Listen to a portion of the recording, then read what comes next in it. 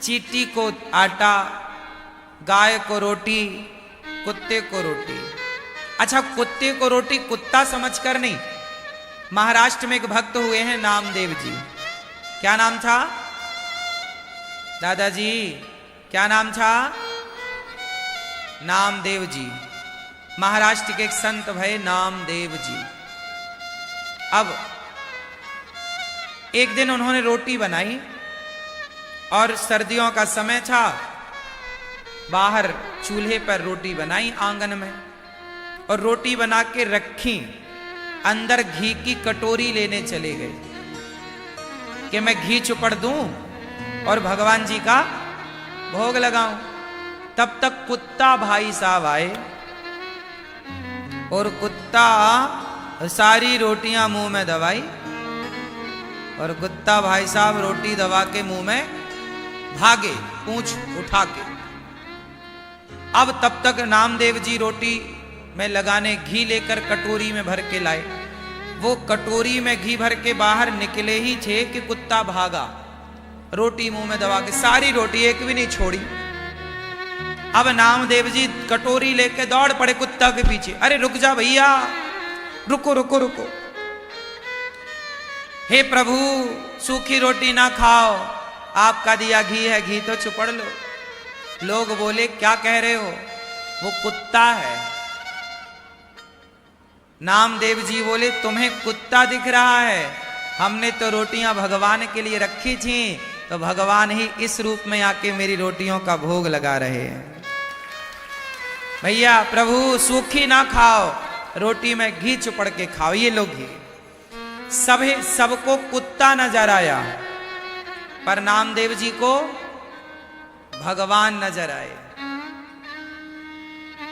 जाकी रही भावना जैसी, भगवान कहां है? भगवान मंदिर में नहीं,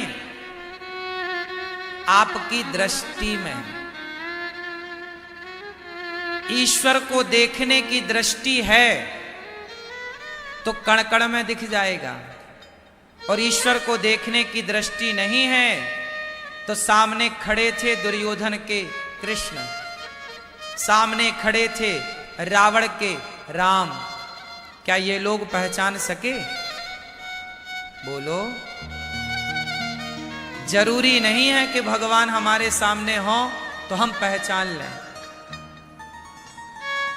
पता नहीं आप मंदिर में किस भाव से जाते हैं, पता नहीं आप मूर्तियों को किस भाव से देखते हैं, लेकिन भक्त का एक अपना भाव होता है, एक अपना दृष्टिकोण होता है, एक अपना नजरिया होता है।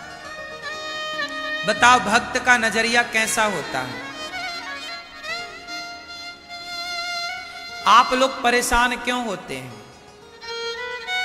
क्योंकि आप मान लेते हैं कि आप करते हैं, मैंने किया। जबकि भक्त परेशान नहीं होता, क्योंकि वो ये मानता है कि मैं कुछ करता ही नहीं, भगवान ही सब करते हैं, हम सिर्फ नाचते हैं। नचाता कौन है? अच्छा ये बताओ, युद्ध अर्जुन लड़े थे कि कृष्ण लड़े थे? उत्तर दो। महाभारत का युद्ध कौन लड़ा? बोलो। अर्जुन या कृष्ण? हाँ हाँ? दिखा तो ऐसा कि अर्जुन लड़ रहे हैं, आपने देखा भी ऐसा कि अर्जुन लड़ रहे हैं, आप कह भी ऐसा ही रहे हैं कि अर्जुन लड़े, लेकिन सत्य ये नहीं। कृष्ण ना लड़ते हुए भी कृष्ण ही युद्ध लड़े। अर्जुन जब बाण चलाए, जब भीष्म पितामह की सैया बाणों की उन्हें मिली, तो भीष्म पितामह ने आखिरी में अर्जुन को बुलाया, पांडवों को बुलाया। जब कौरव मारे गए तो पितामह ने कहा, अर्जुन ये मत सोचना कि तूने मुझे मार दिया है, तूने महाभारत जीत लिया है, तेरे बाणों में इतनी शक्ति नहीं थी कि मेरे शरीर को भेद सकें तेरे बाण। अब बताओ, क्या भीष्म पितामह के शरीर को पार बाण कैसे चुभे थे? पितामह को शरीर को पार कर चुके थे, हाँ या ना? आर पार हो गए थे ना। भगवान पितामह ने कहा, अर्जुन तुम्हारे बाणों में इतना बल नहीं था कि मेरे शरीर को भेद सके। तुम्हारा बाण मेरे शरीर को प्रभावित नहीं कर सकता था। तुम्हारे प्रत्येक बाण में मैंने कृष्ण के सुदर्शन का दर्शन किया है, और सुदर्शन के वेग से वो बाण और शक्तिशाली हो गए और वो मेरे शरीर को भेदते हुए पार हो गए।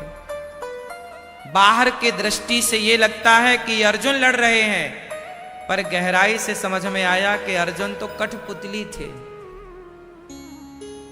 ऐसे ही हम सब अर्जुन हैं। हमें लगता है हम कर रहे हैं, पर नहीं, भगवान ही हमसे सारा कार्य करा रहे हैं। और हम झूठे ही डींगे मारते हैं कि हमने किया, हमने किया, हमने किया। आपका दृष्टिकोण ये कहता है कि अर्जुन ने युद्ध लड़ा, पर मेरा दृष्टिकोण कहता है कि कृष्ण ने युद्ध लड़ा। बताओ कौन सा दृष्टिकोण सही है?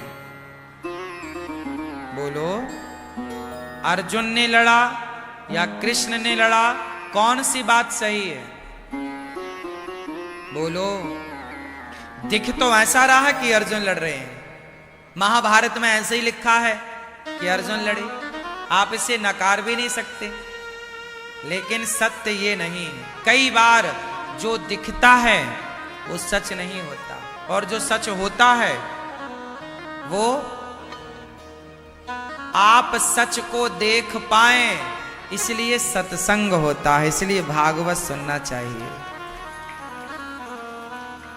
सच को आप देख सकें। इसलिए कई बार हमें परेशानियां होती हैं, क्योंकि हम स्वयं को कर्ता समझ लेते हैं। और जो भक्त कोटि के लोग होते हैं वो क्या मानते हैं? याद रखिएगा, जो भक्त होते हैं ना, वो हर हाल में क्या होते हैं? प्रसन्न। क्या होते हैं? खुश। जो दुखी हो जाए वो भक्त नहीं हो सकता। आप दुखी कब होते हैं? जब आपको ये लगता है कि मेरा अपमान हुआ, मेरा सम्मान हुआ। जब आपका अपमान होगा तो आप दुखी होंगे, जब आपका सम्मान होगा आप सुखी होंगे। आप ये मान लेंगे कि मेरा अपमान हुआ, मेरा सम्मान हुआ, तो आप भक्तों की श्रेणी में है ही नहीं। आप कहां भक्तों की श्रेणी में? आप ये मान रहे हैं कि मेरा अपमान हुआ, आप ये मान रहे हैं कि मेरा सम्मान हुआ। जो भक्त की श्रेणी में होगा वो अपमान से प्रभावित नहीं होगा और सम्मान से प्रसन्न नहीं होगा। वो ये मानेगा कि ये अपमान भी मेरा नहीं, ये सम्मान भी मेरा नहीं, मैं क्या कर रहा हूं? भगवान मेरे से सब कुछ करा रहे हैं। जो अपमान सम्मान से परे हो जाए, अलग हो जाए, वो भक्त है। जो सम्मान और अपमान में उलझा रहे, आप लोग गलती कहां करते हैं? उलझ जाते हैं। अजी मेरा अपमान हो गया, मेरा सम्मान हो गया, देखो देखो देखो। इस अपमान, इस सम्मान से आप ऊपर पूरी जिंदगी में उठ ही नहीं पाते। इस सम्मान अपमान के दलदल में ही पड़े पड़े आप मर जाते हैं। इससे ऊपर उठने का आप सोच भी नहीं सकते, आप सोचते भी नहीं हैं। इसलिए आपसे कहता हूं, मैं आपको एक अलग दृष्टिकोण देना चाहता हूं, एक अलग जीवन देना चाहता हूं हमारे यहां सम्मान को जानते हो क्या बोला गया है? प्रतिष्ठा को विष्ठा के समान उपमा दी है ऋषियों ने। प्रतिष्ठा कैसी है? विष्ठा के समान। विष्ठा समझते हैं? मलमूत्र। यदि आप प्रतिष्ठा में उलझ गए तो आप भक्ति नहीं कर पाएंगे।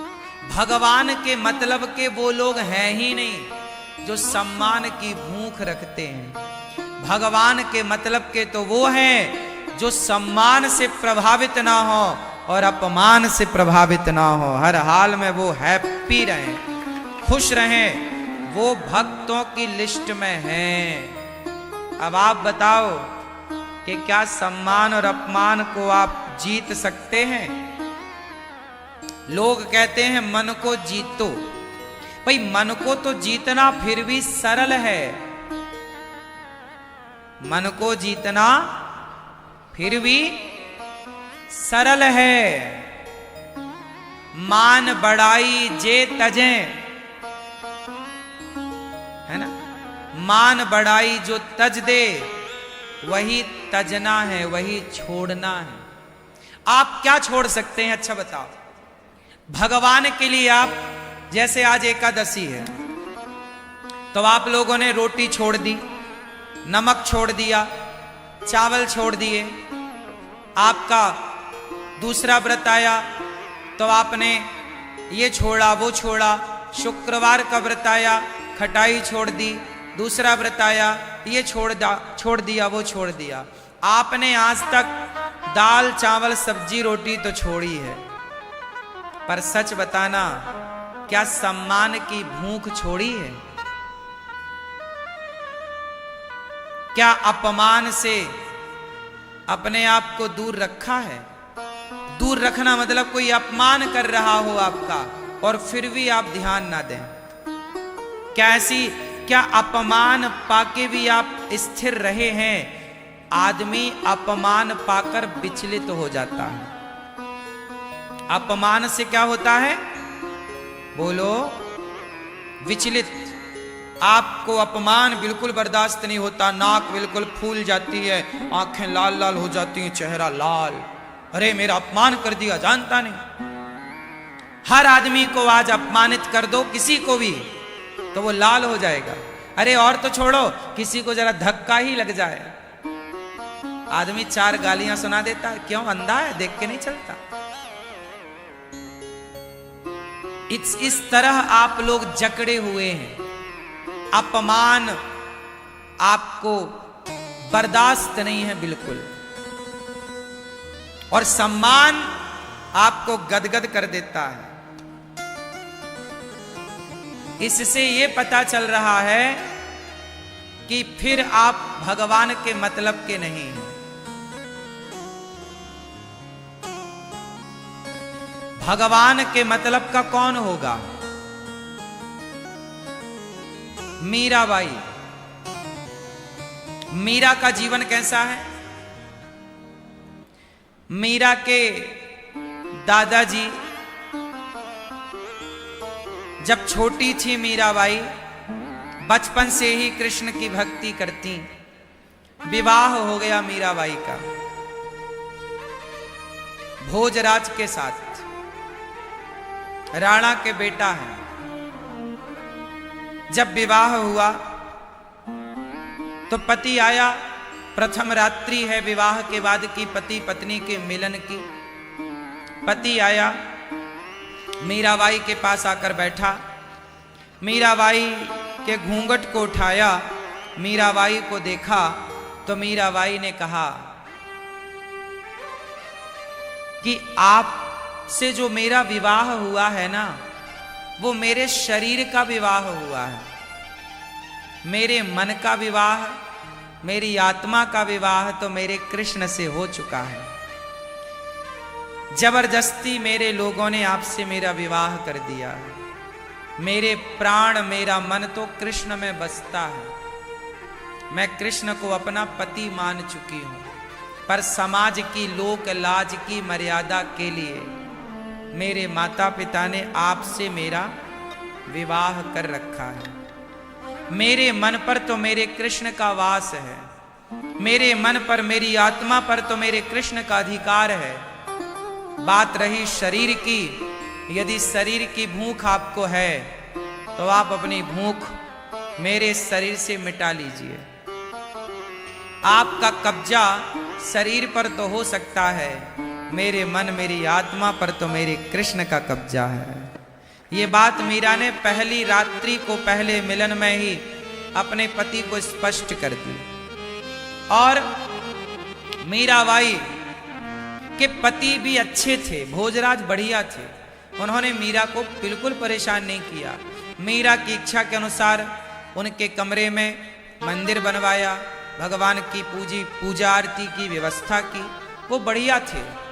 पर जो सास थी, जो ससुर थे, मीराबाई संग कीर्तन में जाती, कथा में जाती तो ससुर को ऐतराज होता कि तू इतने बड़े घर की बहू है, तू वहां जाके सत्संग में बैठती है, सब लोग देखते हैं, अच्छा नहीं लगता। उस समय घूंघट पर्दा प्रथा कितनी ज्यादा थी। बोले तुम जाती हो, हमारे कुल का नाम खराब होता है। अब या तो कुल का नाम बचाए या तो कृष्ण से प्रेम करे। अब जैसे शराबी शराब के बिना कहां रह पाता है, गंजेड़ी गांजा के बिना कहां रह पाता है, जैसे शराब का नशा शराबी को शराब की ओर बढ़ाता है, ऐसे जब भक्ति का नशा लगता है तो कोई बिना सत्संग के रह ही नहीं सकता। आप सत्संग के बिना रह लेते हैं, इससे ये पता लगता है कि अभी भक्ति प्रवेश नहीं की अंदर। जिस दिन प्रवेश कर जाएगी भक्ति तो जैसे शराबी शराब के बिना नहीं रह पाता, काम ही नारी पियारी जिमी, लोभ ही के प्रिय दाम, तिमि रघुनाथ निरंतर प्रिय लाग्यो मोहिराम। जैसे कामी स्त्री के बिना नहीं रह सकता, लोभी धन के बिना नहीं रह सकता, ऐसे भक्त भगवान की कथा, भगवान के कीर्तन, भगवान के दर्शन के बिना रह ही नहीं सकता। और रह ले तो मीराबाई को जबरदस्ती रखा पर रुकी नहीं। सारी अपने सम्मान को मीराबाई ने छोड़ दिया कि नहीं? क्या सम्मान का उन्होंने कोई बोध रखा कि नहीं जी मेरा सम्मान बिगड़ेगा, मैं जाऊंगी? क्या उन्होंने अपमान से आहत हुई? आप लोग अपमानित हो जाएं तो आपको रात को नींद नहीं आती, अरे मेरा अपमान हो गया। लेकिन मीराबाई क्या कहती है सास, तूने तो मेरे कुल का नाश कर दिया, कुल नासी है। मीराबाई को कितना ना सहा, कितना ना कहा समाज ने, अरे मीरा को तो छोड़ो, माता सीता को कितना ना कहा समाज ने, तो मीराबाई को कितना कहा होगा। सारा अपमान का घूंट पीकर भी मीरा, मेरे तो गिरधर गोपाल दूसरो ना कोई, मेरे तो गिरधर गोपाल। सुनो, भगवान की राह पर चलने वाले को ऐसा बनना पड़ेगा जो अपमान सम्मान की दीवार तोड़कर जो केवल कृष्ण को याद रखे। भागवत जी में कथा है आखिरी में एक पंडित जी की। एक पंडित जी थे, वो बड़े कंजूस थे, ना पत्नी को कुछ पहनाते बढ़िया साड़ी वाड़ी महंगी, ऐसे सामान्य तो सस्ती वस्ती देती, ना तो बढ़िया खाते, ना बढ़िया घर बनाए। पैसा बहुत था पंडित जी के पास, पर 1 रुपए भी उन्होंने खर्च नहीं किया। आखिरी में पत्नी ने और बच्चों ने योजना बनाई कि इस बूढ़े को मार देते हैं,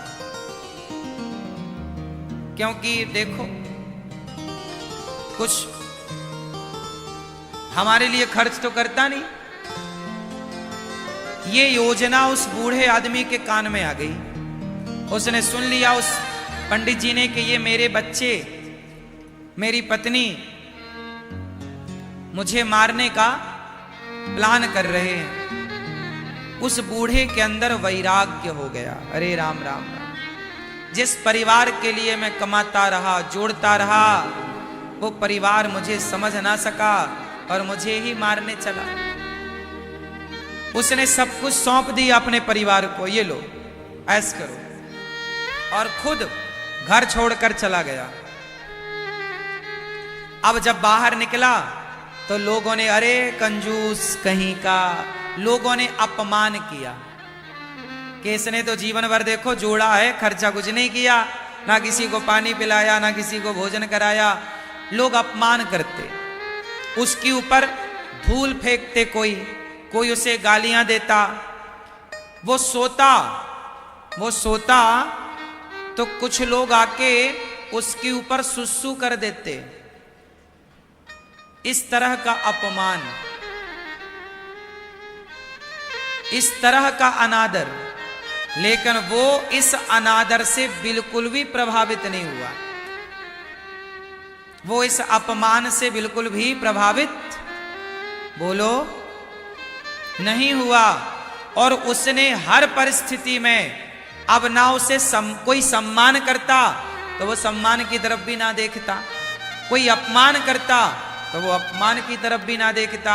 हर हाल में वो केवल श्रीमन्नारायण श्रीमन्नारायण श्रीमन्नारायण, केवल एक भगवान की तरफ देखता, एक ईश्वर की तरफ। अब उसे कोई यहां वहां कुछ दिखाए तो वो कुछ ना देखे, ना अपमान को देखे, ना सम्मान को देखे। और जब ऐसी स्थिति में पहुंच गया कि केवल भगवान का नाम निकलता है, कोई उसे लात मार दे, वो कहीं बैठे तो लोग आए और उसके लात पांव का प्रहार करते हैं। इस तरह वो अपमानित हुआ, लेकिन कोई एक शब्द उसने ना कहा, एक बार भी उसने पलटकर जवाब ना दिया। तब उसकी सहनशीलता पर, उसके नाम जप पर, उसकी सच्ची भक्ति पर भगवान प्रसन्न हो गए। वाह, ये है भक्तों का लक्षण। भक्त जो है वो कभी विचलित, और जो विचलित हो गया वो भक्त है ही नहीं।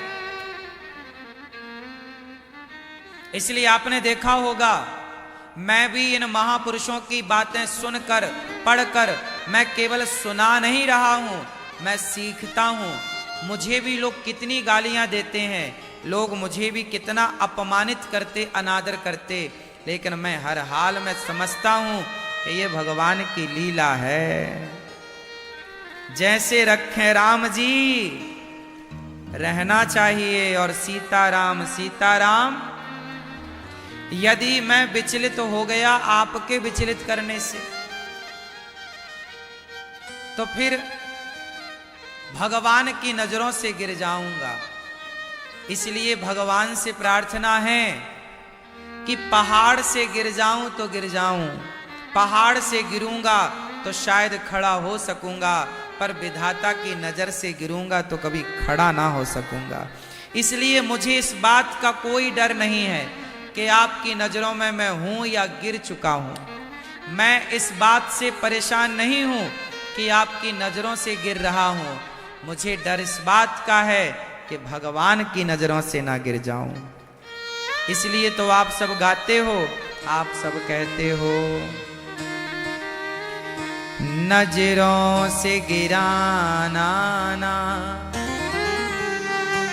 चाहे जितनी सजा देना, नजरों से जो गिर जाए मुश्किल है संभल पाना। तो नजरों से, किसकी नजरों से? इंसानों की नजरों से गिरने का डर ना रखिए। इंसानों ने तो अपनी नजरों से, कुछ लोगों ने तो माता सीता को भी अपनी नजरों से गिरा दिया था उस समय। हाँ या ना? फिर दुनिया की नजरों पे ना चढ़िए, ना उतरिए। आप दुनिया को खुश करने निकलेंगे, कभी ना खुश कर पाएंगे। एक भगवान को खुश करिए।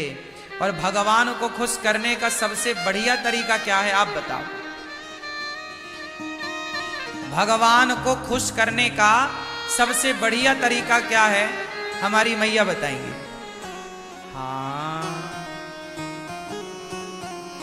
हाँ, भक्ति। आप बताइए, भक्ति।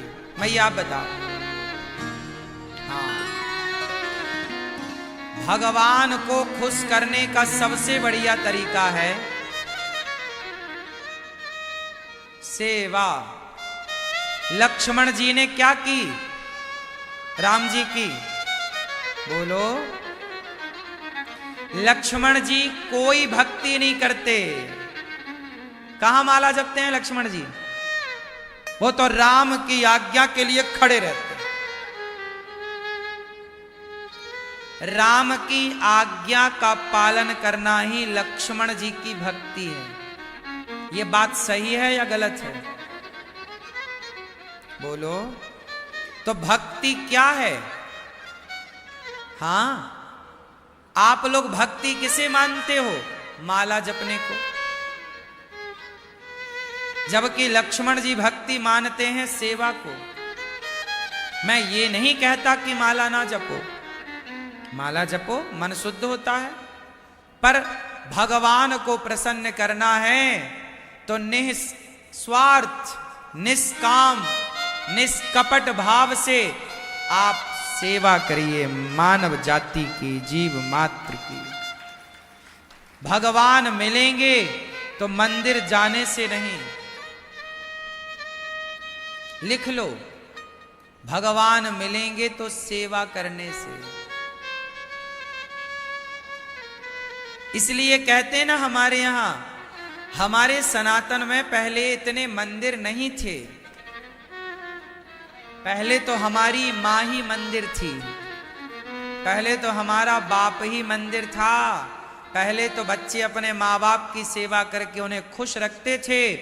श्रवण कुमार अपने माँ बाप की सेवा करते। आज भी श्रवण कुमार को लोग जानते हैं। तो पहले तो माँ ही भगवान थी। पहले तो पिता ही भगवान थे। पहले तो पति ही भगवान था। पहले की नारियां और किसी की पूजा नहीं करती थीं, अपने पति की। पहले की नारियां तुम ही मेरे मंदिर, तुम ही मेरी पूजा, तुम ही देवता हो, तुम ही देवता। और आजकल की नारियां कुछ, आप लोग तो मानती होंगी मंदिर। आप लोग आजकल पति को मंदिर क्या, आदमी भी नहीं समझती कुछ लोग। हाँ, ये तो राक्षस है महाराज जी। हाँ, कुछ स्त्रियां तो ऐसी हैं, पति को ही जूता मारती रहती है। ले, कुछ 2-4 डंडा जमाती रहती है, 1-2 झाड़ू जमा देती है। ले, साफ सफाई होती रहे। हाँ या ना? आप पिटते तो नहीं हो साहब? क्यों मुस्कुरा रहे हो ऐसे हैं जैसे आपकी भी धुलाई होती हो? नहीं पिटते ना झाड़ू से? क्यों आप पिटते हैं? सही। रोज पिटते हो।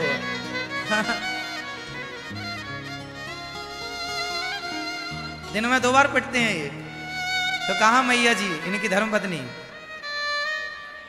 अभी घर पे इसलिए बोल पा रहे हैं, वो होती तो नहीं बोलते। इसलिए बोल रहे हैं। तो कुछ स्त्रियां क्या मानती हैं? तुम ही मेरे मंदिर, तुम ही मेरी पूजा, तुम ही देवता। अच्छा ये बताओ, सच बताना,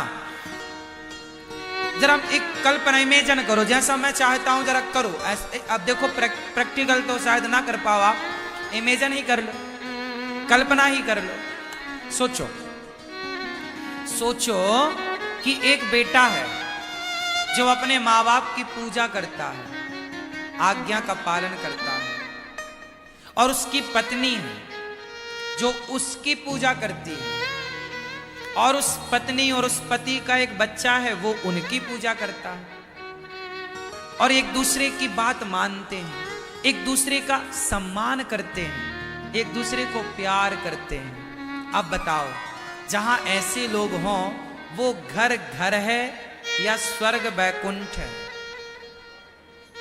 उत्तर दो। हमारे यहां पत्थर की पूजा नहीं होती, हमारे यहां पत्थर की पूजा दूसरे नंबर पर है। पहले माता पिता पति की पूजा होती है। लेकिन आज का समाज भटक गया है मेरी माँ। आज का बेटा अपनी माँ की पूजा नहीं कर रहा है, बाप की पूजा नहीं कर रहा है, पति की पूजा नहीं हो रही है। सिर्फ मंदिर में जाकर लोग भगवान को मंदिर में ही देख रहे हैं, ना पिता में, ना माँ में, ना पति में। कहां कोई देख रहा है? इसलिए आजकल गृहस्थियां बिगड़ रही हैं। तलाक कितने बढ़ गए। यदि स्त्रियां अपने पति को देवता मानने लग जाएं, भगवान मानने लग जाएं, और पुरुष अपनी पत्नी को देवी मानने लग जाए, क्या भगवान राम माता सीता का अपमान करते हैं? लड़ गए रावण से सीता माता के लिए, लंका जला दी रावण की सीता माता के लिए। एक नारी के प्रति कितना समर्पण भगवान राम का है, ये हर पुरुष को सीखना चाहिए। इससे, इन बातों से ही आपकी गृहस्थी अच्छी होगी। लेकिन आप लोगों को लगता है कि बस भगवान तो मंदिर में है। जो भगवान पत्थर में हो सकता है वो आपकी माता में और आपके पिता में तो हो ही सकता है ना। इसलिए ये दास अनिरुद्ध माताओं की सेवा करता है। गौरी गोपाल आश्रम में 288 माताएं रहती हैं। हम माओं की सेवा करते हैं। लक्ष्मण जी ने क्या किया? राम जी की सेवा। अनिरुद्धाचार्य क्या करता है? मैं सेवा से ही भगवान को प्रसन्न करता हूं। आप लोग पूजा करते हैं, करिए, पाठ करते हैं, करिए, सब अच्छा है। कोई मंदिर जाना गलत नहीं है, जप तप करना बिल्कुल गलत नहीं है, पर ये दूसरे नंबर पर है। पहले सेवा करो, सेवा के बाद समय बच जाए तो मंदिर चले जाना।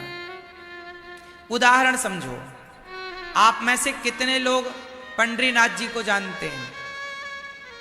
पंढरपुर विट्ठल भगवान, विट्ठलनाथ जी के बारे में कितने लोग जानते हैं? नहीं जानते? महाराष्ट्र में जैसे वृंदावन में बिहारी जी हैं, ऐसे महाराष्ट्र में पंढरपुर है, जहां पंडरीनाथ भगवान है। कमर में हाथ रख के ऐसे विट्ठलनाथ जी को कभी आपने देखा होगा, ऐसे कमर में हाथ रख के खड़े हैं। कौन? विट्ठलनाथ जी।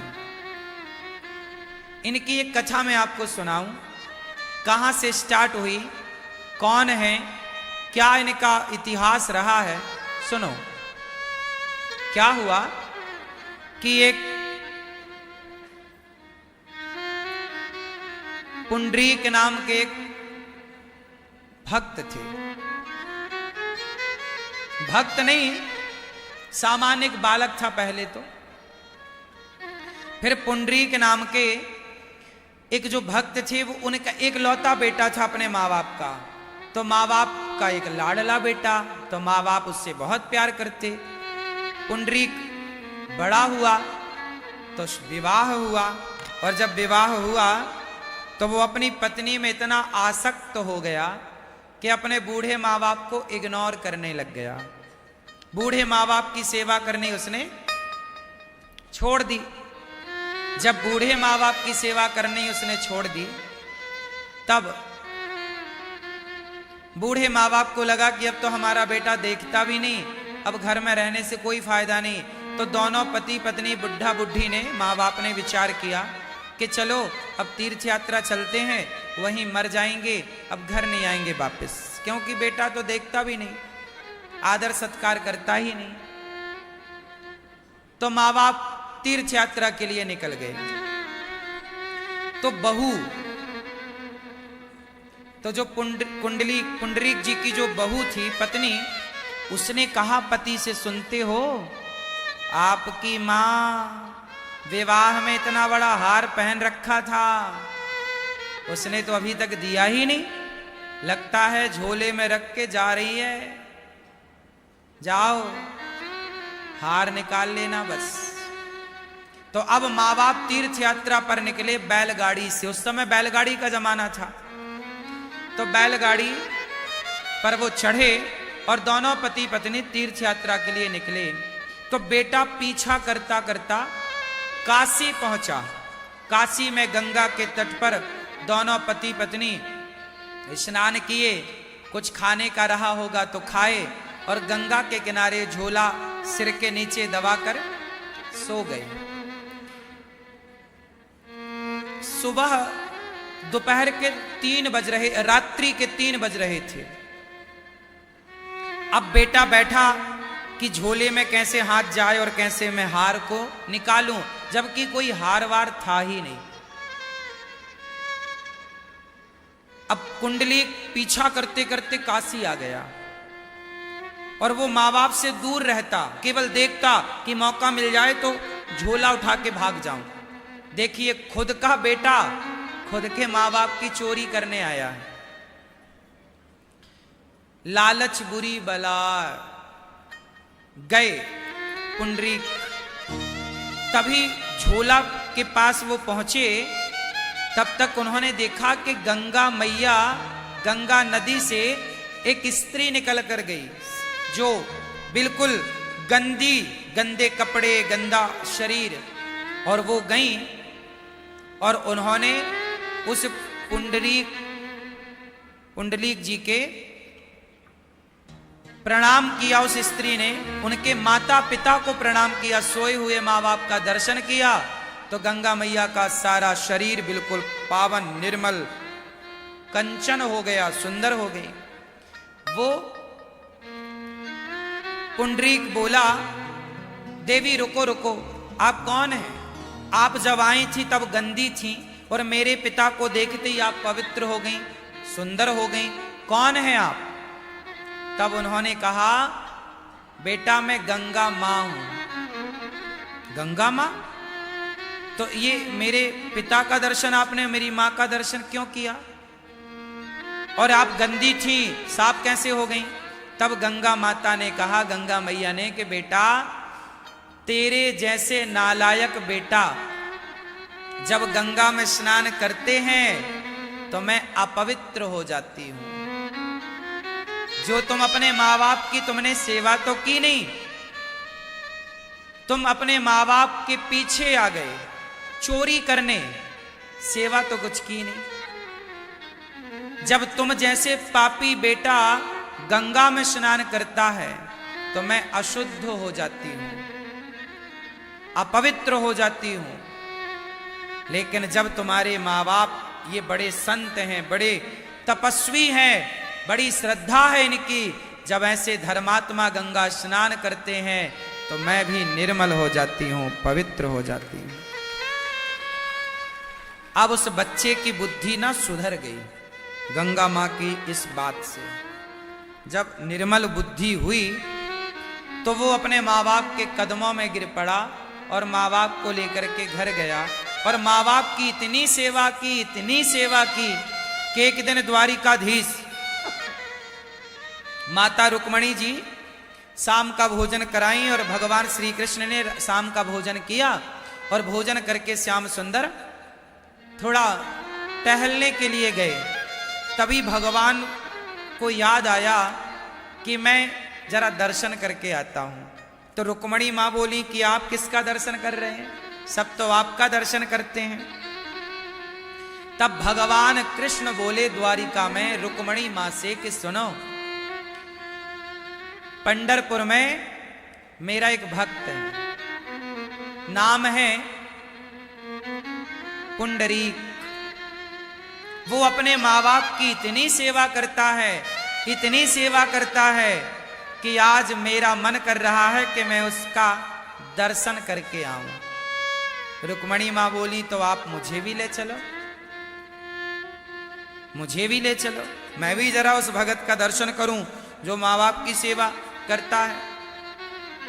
तो रुक्मणी जी और श्री कृष्ण दोनों गए पुंडरीक के घर।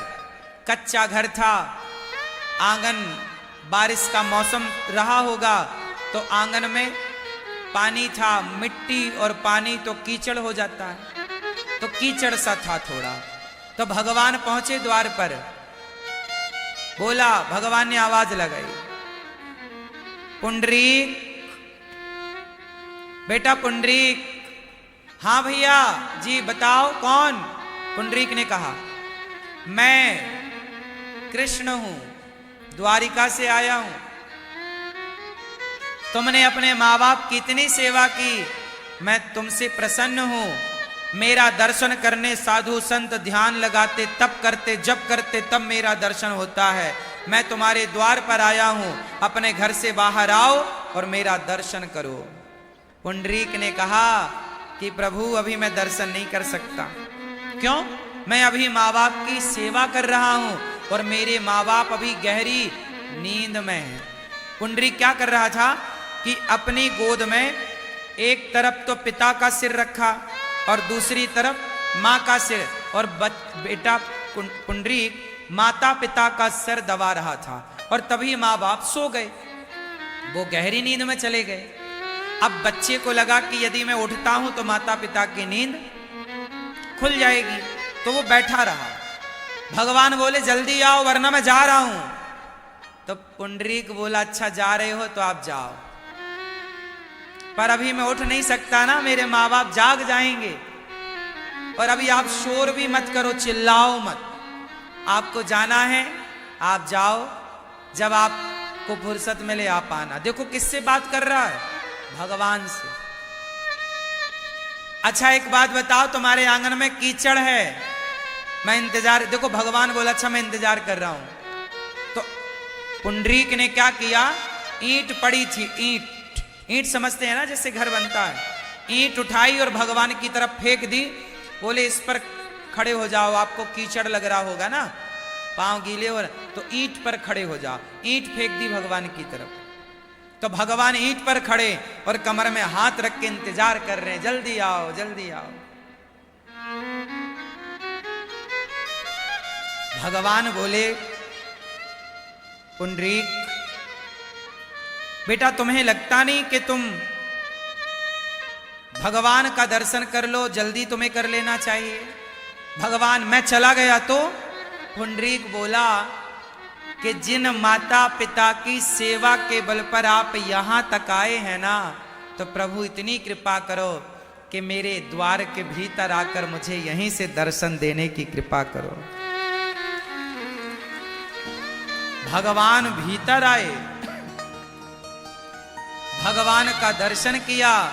भगवान ने कहा, पुंडरीक तुमने माँ बाप की इतनी सेवा की, इतने सच्चे भाव से की कि मैं खिंचा चला आया। सच बताता हूं, सेवा करने वाला भगवान के पास नहीं जाता, भगवान स्वयं उसके पास आते हैं। ये सेवा की ताकत है। कहा भगवान ने, पुंडरीक कुछ मांग लो, कुछ मांग लो। कहा पुंडरीक ने कि प्रभु आप अभी जैसे खड़े थे ना, वैसे ही खड़े हो जाओ उस ईंट के ऊपर। भगवान ईंट के ऊपर खड़े हो गए, कमर में हाथ रख के। पुंडरीक ने कहा, प्रभु आपका ये दर्शन मैं करूं ऐसा नहीं, मेरे माता पिता अभी जागेंगे तो वो भी आपका दर्शन करेंगे, मां रुक्मणी का भी दर्शन करेंगे, और तमाम भक्तों को आप ऐसे ही दर्शन देकर कृतार्थ कीजिए। भगवान बोले कि अच्छा तुम्हारी क्या इच्छा है? पुंडरीक बोले कि आप यूं ही खड़े रहिए और सारे भक्तों को दर्शन देकर पतितों को पावन करते रहिए अपने दर्शन से। भगवान बोले मैं जरूर ऐसे ही खड़ा रहूंगा तुम जैसे भक्तों के लिए। तब से लेकर आज तक भगवान कमर में हाथ रख के पंडरीनाथ जी पूरे दुनिया में एक पंडरीनाथ जी ऐसे हैं जहां भगवान श्री कृष्ण के साथ राधा जी नहीं रुक्मणी माता विराजी हैं। रुक्मणी मां पंढरपुर में पंडरीनाथ जी के पास रुक्मणी मां विराजी हैं। आज भी कमर में हाथ रख के भगवान खड़े हैं। किसके लिए? भक्त के लिए। किस भक्त के लिए? जो माता पिता की सेवा करता है। इसलिए भगवान को मंदिर में ढूंढने ना जाओ, माता पिता में ही भगवान का दर्शन करो। ये दास अनिरुद्ध ये बातें केवल कहता है ऐसा नहीं। मैं रोज अपनी वृद्ध माओं के चरण दबाकर रोज माओं की सेवा करके उन्हें खुश रखता हूं। और मुझे लगता है कि मैं माओं की सेवा करता हूं तो माओं की सेवा नहीं भगवान की सेवा हो रही है। ये आपसे भी प्रार्थना करता हूं कि आप भी गौरी गोपाल आश्रम में जो बेसहारा वृद्ध माताएं रहती हैं, आप भी इन वृद्ध माओं का सहारा बने, आप भी सेवा से जुड़ें। 288 माएँ हैं। अब सोचिए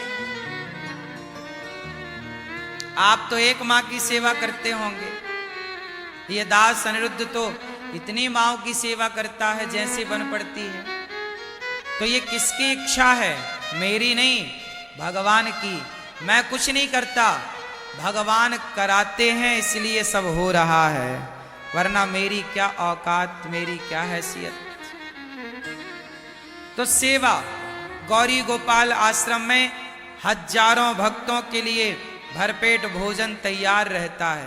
सुबह से शाम तक अखंड रसोई चलती है। कोई भी आता है सबको पेट भर भोजन मिलता है। क्या है ये? बोलो बोलो बोलो। सेवा। और ये सेवा अखंड चल रही है। लोग मुझे इतनी गालियां देते हैं, इतना अपमानित करते हैं, उस अपमान को भी मैं ध्यान ना देकर अपनी सेवा के कार्य में लगा रहता हूं। क्योंकि मुझे पता है 6 चीजें ईश्वर के हाथ में हैं। कितनी चीजें भगवान के हाथ में हैं? कौन कौन सी? हानि, बोलो हानि, लाभ, जीवन। मैं कब तक जीऊंगा ये आपके हाथ में नहीं है। मैं कब मरूंगा ये आपके हाथ में नहीं है। मेरा जन्म कहां होगा, मैं कहां मरूंगा, ये किसी के हाथ में नहीं। ये किसके हाथ में है?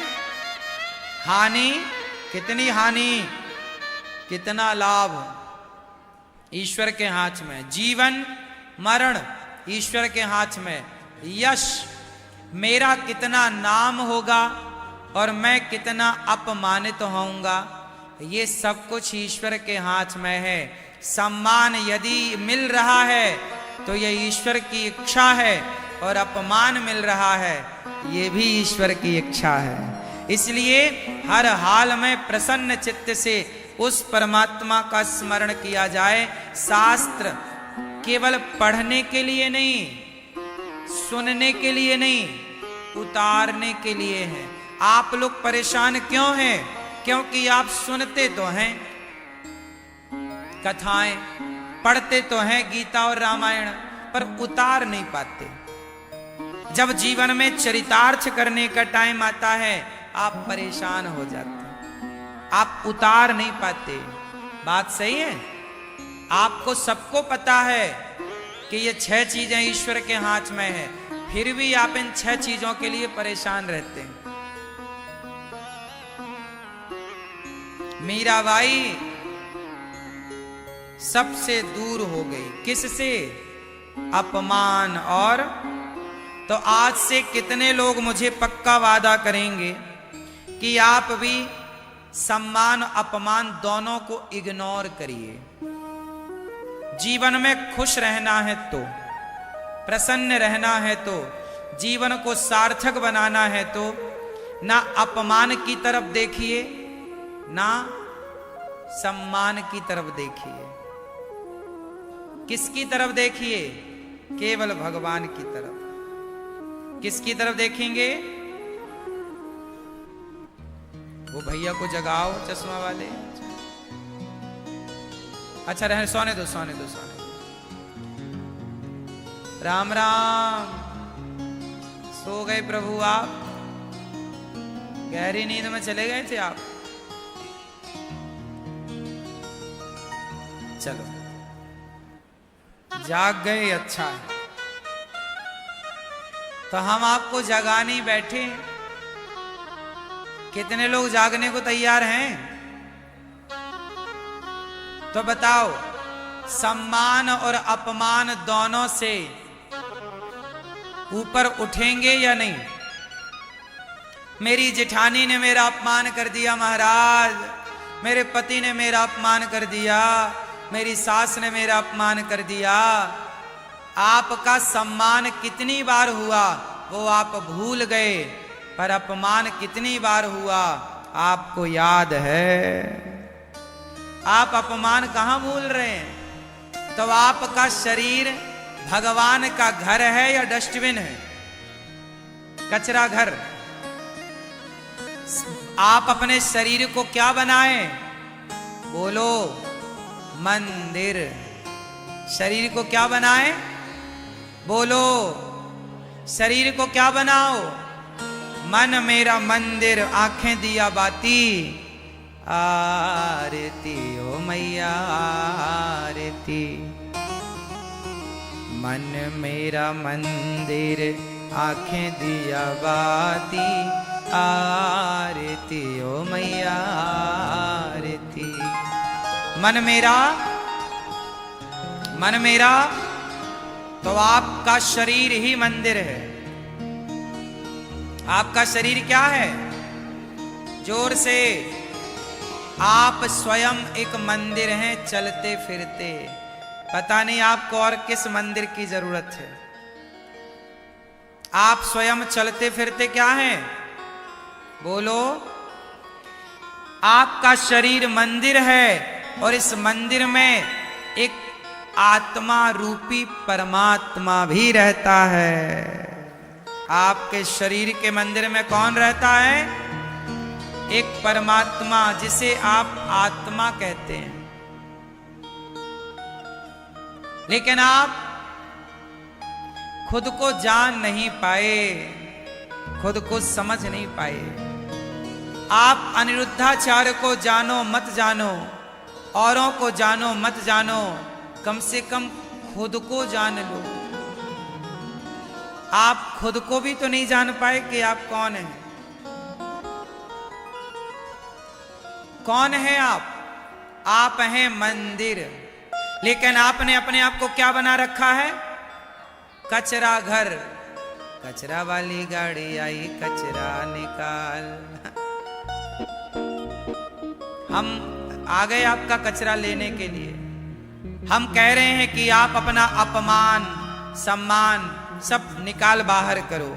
अपने भीतर जितनी ईर्ष्या द्वेष नफरत घृणा है सब बाहर करो, और अपने भीतर केवल प्रेम, केवल भगवान को धारण करो। अपने आत्मा को ही ईश्वर के नजरिए से देखो कि आपके भीतर स्वयं ईश्वर विराजे हैं। ईश्वर को भीतर देखने का प्रयास करो।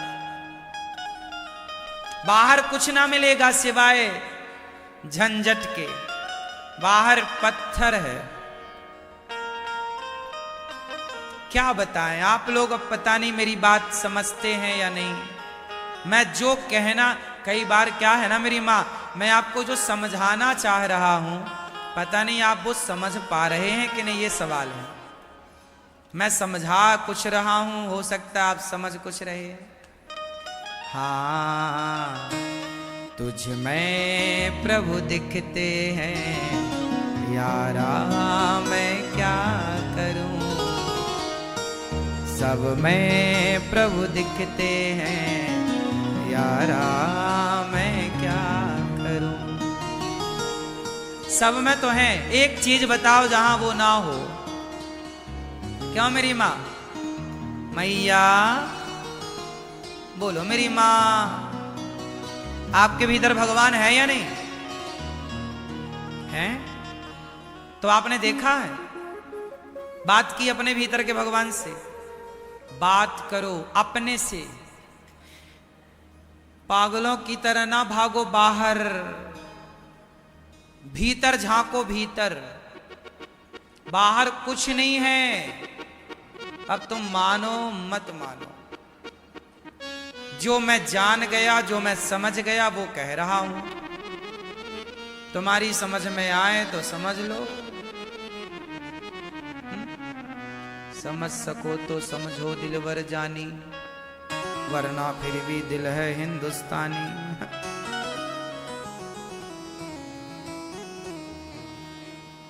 तो सब में किसे देखना है? मीराबाई क्या कहती हैं? मेरे तो गिरधर गोपाल, दूसरों ना। हाँ,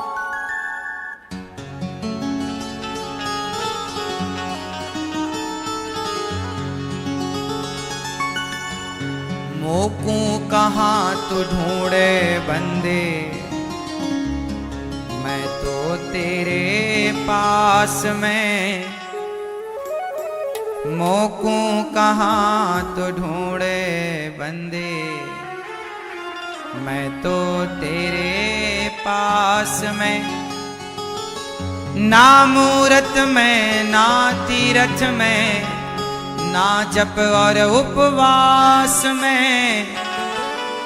ना मूरत में ना तीरथ में, ना कोई और उपवास में।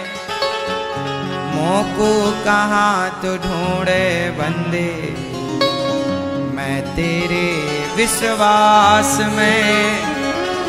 मोकू कहाँ तू ढूंढे बंदे, मैं तेरे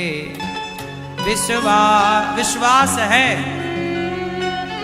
सब जगह, वरना आप सारी जिंदगी खोजते रहो। ओ मीरा दीवानी हो गई रे मीरा, मीरा दीवानी हो गई रे मीरा, मस्तानी हो गई। मीरा दीवानी हो गई रे मीरा, मस्तानी हो गई। श्याम रंग में रंगी चुनरिया,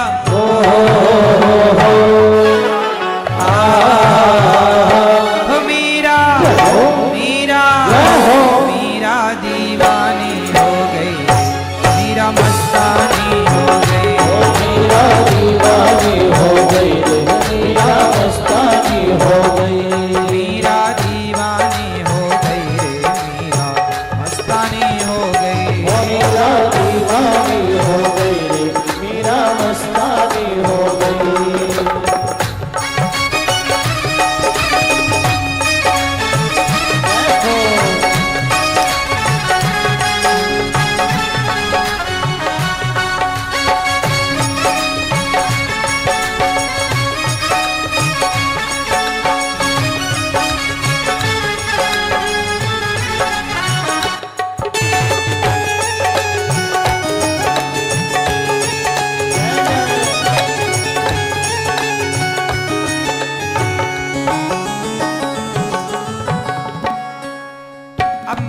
बातें जरा सुनिएगा। संतों के संग बैठ बैठ के श्याम का रंग चढ़ाया, संतों के संग बैठ बैठ के श्याम का रंग चढ़ाया। खुद भी रंगी है श्याम के रंग में, औरों को भी रंगाया। खुद भी रंगी है श्याम के रंग में, औरों को भी रंगाया। वो प्रीतम की हो गई मीरा, ओ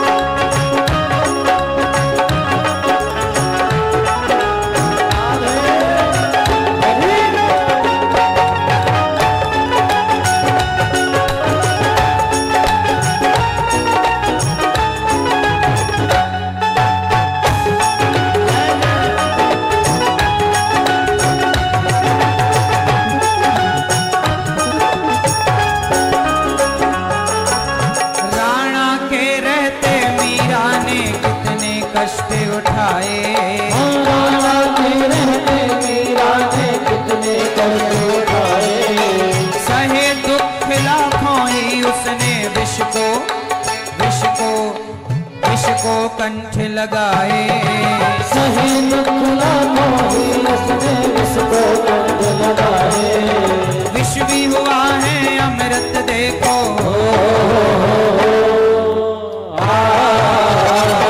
मीरा मीरा मीरा दीवानी हो गई रे, मीरा मस्तानी हो गई। मीरा दीवानी हो गई, मीरा मस्तानी हो गई।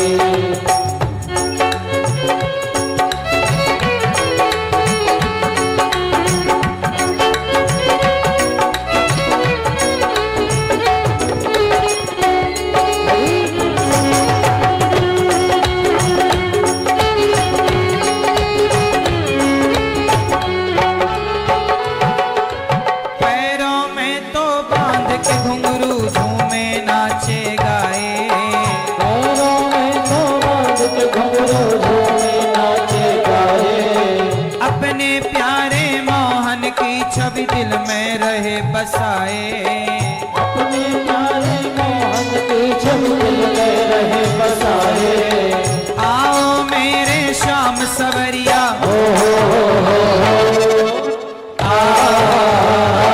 मीरा मीरा मीरा दीवानी हो गई, मीरा मस्तानी हो गई। मीरा दीवानी हो गई, मीरा मस्तानी हो गई।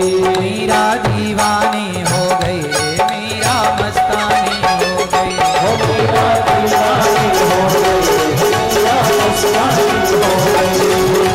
श्याम रंग में रंगी चुनरिया,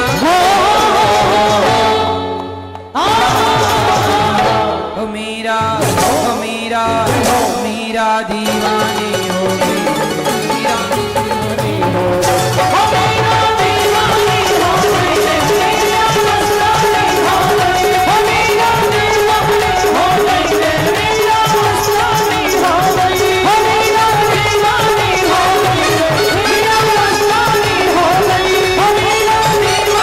हो गई, मीरा दीवानी हो गई।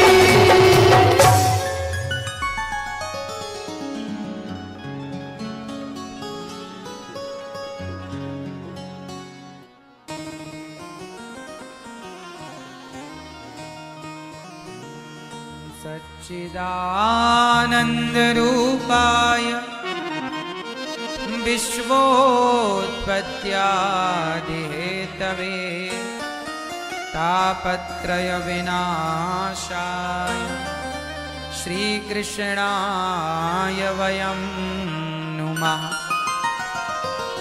सच्चित आनंद बराबर सच्चिदानंद। मैया, ओ मोबाइल वाली मैया, बैठो मेरी माँ, बैठो। भगवान सच्चिदानंद स्वरूप है। सच्चित आनंद बराबर सच्चिदानंद।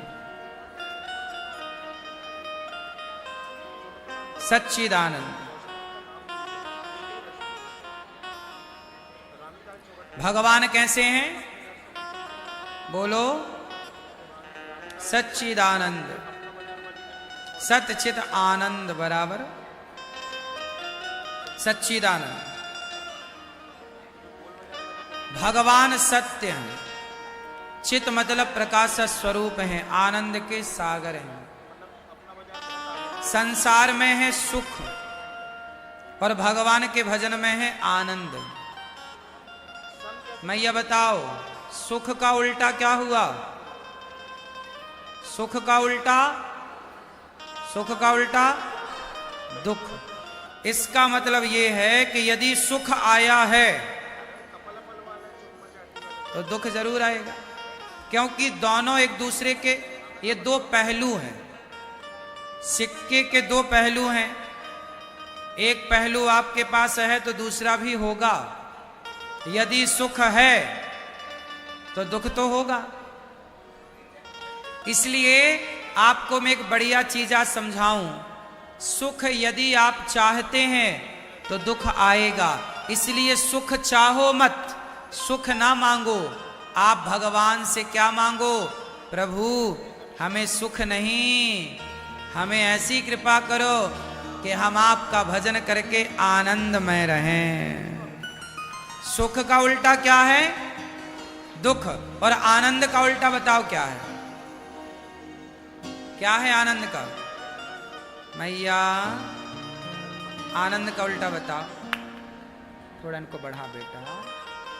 बताओ आनंद का उल्टा क्या है? बोलो मेरी माँ। क्या है? जोर से। आनंद का उल्टा कुछ नहीं है, परमानंद है। और आनंद तो सुख की डिमांड यदि आपकी है तो दुख तो बिना बुलाए आएगा। इसलिए सुख ना चाहो, आनंद। भगवान की कथा में सुख नहीं है, आनंद है। भगवान के धाम में सुख नहीं है, क्या है? आनंद है। क्या है? जोर से। इसलिए नाम क्या पड़ा भगवान का? नंद के आनंद भयो जय कन्हैया